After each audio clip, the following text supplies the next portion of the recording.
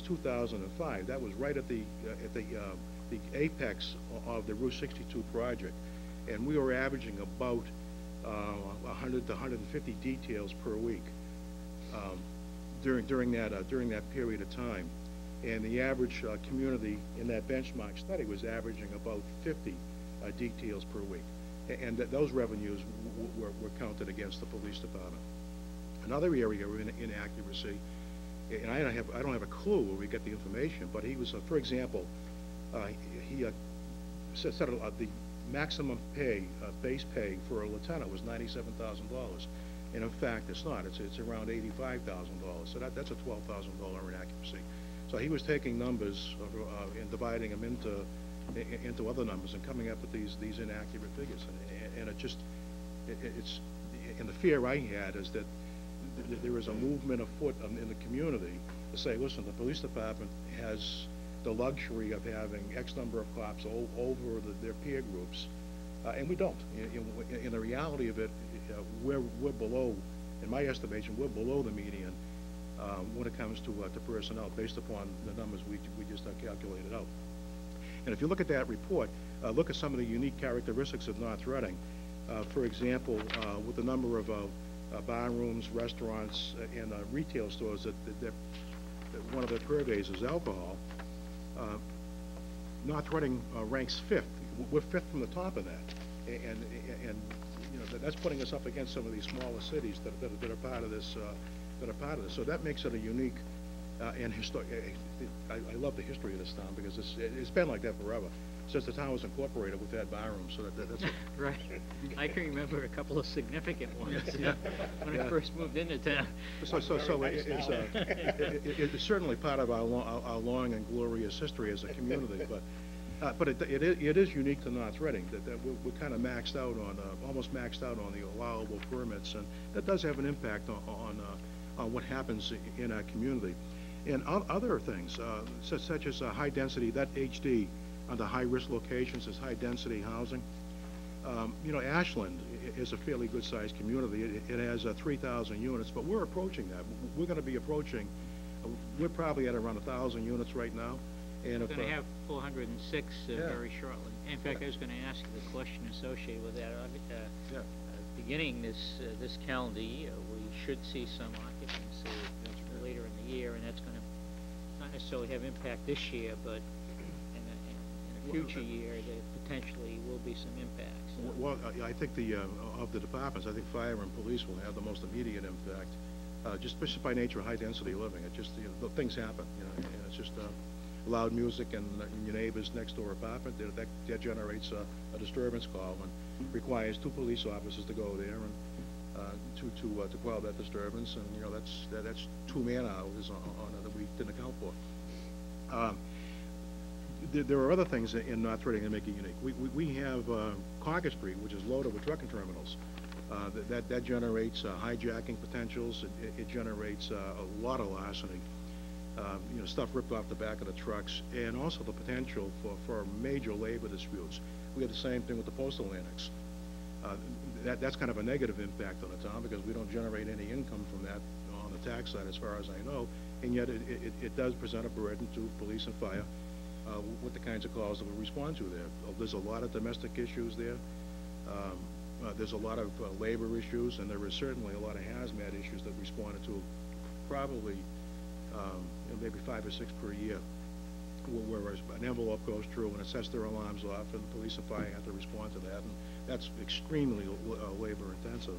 And one of the unique things, I think, is only probably 8 of those across the state. Those distribution centers, so it's North Reading is unique amongst that. And we have nursing homes, we have a lot of group homes in the community that present problems. So North Reading is a small community that has unique problems associated with larger communities. So that benchmarking study, as far as I can see, has done a tremendous injustice to the image of this department and the services we provide to the communities. I just hope that the Finance Committee and the board take into consideration our observations of that study and adjustments made. Well, before we go on with the detail, I'd just like to commend you and the staff for pulling this information together, because does help in terms of understanding the information that has been presented in the benchmarking report. Thank you. And it will be taken into account. I appreciate that. Yes, yes, sir, Mr. Jones?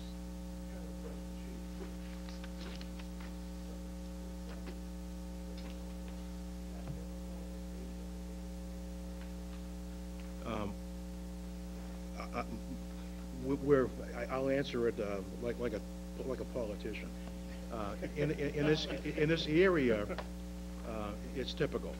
Reading, Wilmington, Stoneham, Wakefield, North Reading, because of the uniqueness of our location, we have a problem that is higher than other parts of the state, particularly when it comes to addictive drugs like heroin.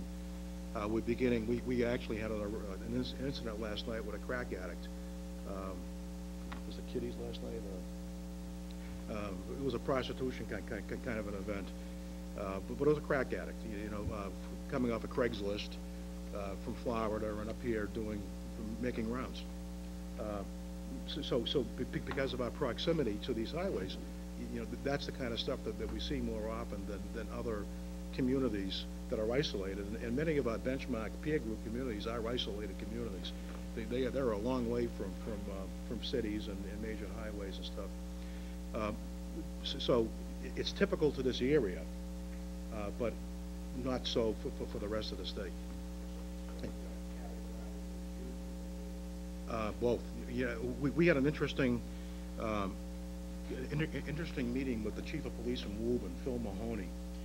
Phil came over to see Chief Pinnell a couple of years ago and knocked on the chief's door, and I was asked to come in. And Phil turned to Hank and he said, "Chief, your kids are killing my kids." And it took Hank by surprise. And what he was referencing is that we had a significantly high number of dealers in heroin that were living in North Reading that were purveying their goods to kids in Woburn. And it's the stereotypical belief was that it should have been the opposite way. And in fact, it was kids from this town that were dealers. And in that period, actually Woburn gave us 2 or 3 unmarked cars to use because they wanted us to become more involved in intelligence gathering and regional drug task forces and so on, which we did. But what we found is that there was a hidden aspect to that, in that we had probably 50 armed robberies that year that went unreported. We'd find out about it through interviewing this person, interviewing this family, where somebody would knock on the door to a young prospective dealer who was given product to sell without paying for it up front, and would turn around and sell their product and become addicted themselves and use the profit they made to feed their own habit. And then the larger dealer would come to them with a gun or a knife and threaten them and their family that you better pay up. And that happened 50 times in 1 year. And that's going back about 3 years ago. But we've seen that begin to tail down somewhat.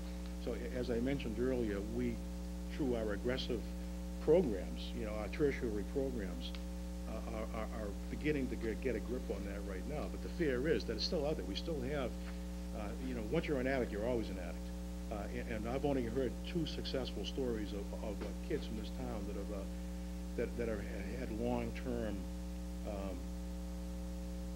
good reports that they haven't returned to using. But the vast majority are still using. So our concern is that we don't want to lose that edge we have right now with this problem. And we're also confronted with we know that methamphetamines are coming, because if you follow the papers up in New Hampshire, there are a lot of clandestine laboratories that are being taken down almost on a weekly basis in the rural areas of New Hampshire.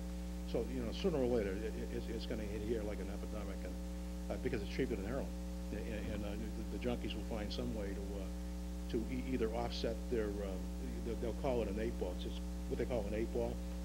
Typically an 8-ball is heroin and cocaine, but what they'll do is they'll mix heroin and methamphetamines. They become poly-addicted, but that changes the dynamic from historically junkies are somewhat nonviolent. You know, they'll pull robberies but use a toy gun. They'll break into somebody's house, steal money.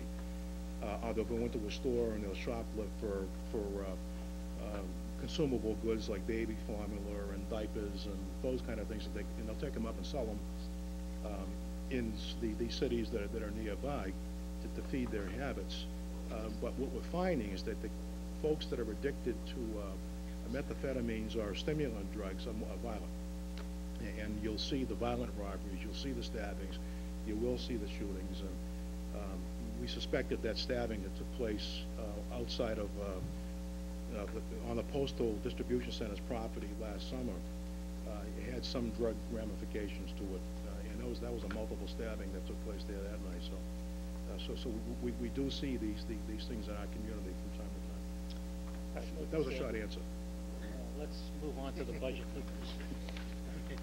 But thank you for the well-prepared presentation.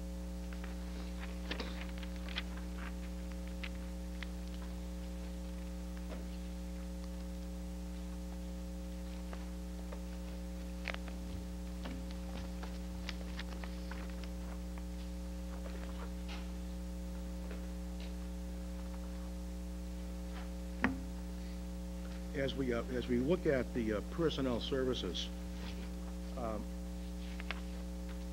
if you look under the our level services is $2,700,000 thereabouts, and our additional requests, I take exception with that too. We've had some philosophical discussions on that, and the reason why I take exception to that larger number is that many of these categories are coming from a significant portion of that is coming from our overtime request, and that's not an additional service requested. That's an increase in an existing program.